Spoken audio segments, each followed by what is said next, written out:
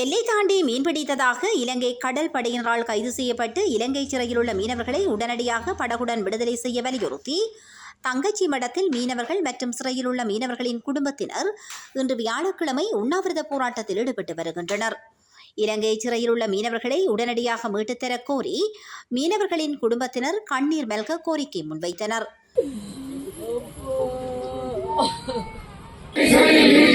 இலங்கை சிறையில் இருக்கின்ற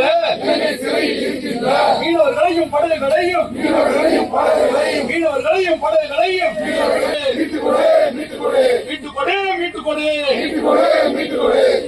ராமநாதபுரம் மாவட்டம் ராமேஸ்வரத்தில் மீன்பிடி துறைமுகத்திலிருந்து சனிக்கிழமை மீன்பிடிக்கச் சென்று எல்லை தாண்டி மீன்பிடித்ததாக கைது செய்யப்பட்ட 17 மீனவர்கள் உட்பட முன்னதாக சிறைப்பிடிக்கப்பட்டு இலங்கை சிறையில் உள்ள சுமார் 150க்கும் மேற்பட்ட மீனவர்களை உடனடியாக விடுதலை செய்ய வேண்டும்.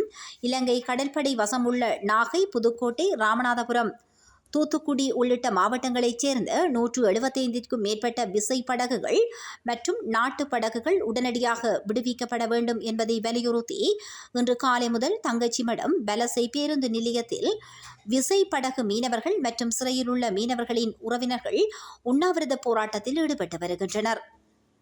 வயிற்றுப்பிழைப்புக்காக மீன்பிடிக்கச் சென்ற மீனவர்களை கைது செய்து சிறையில் அடைத்துள்ளது மிகுந்த வேதனை அளிக்கிறது. எனவே இலங்கை சிறையில் உள்ள தங்கள் உறவினர்களை விரைந்து மீட்டு தாயகம் அழைத்து வருவதற்கு மத்திய மாநில அரசுகள் துரித நடவடிக்கை எடுக்க வேண்டும் என கண்ணீர் மல்க கோரிக்கை முன்வைத்துள்ளனர்.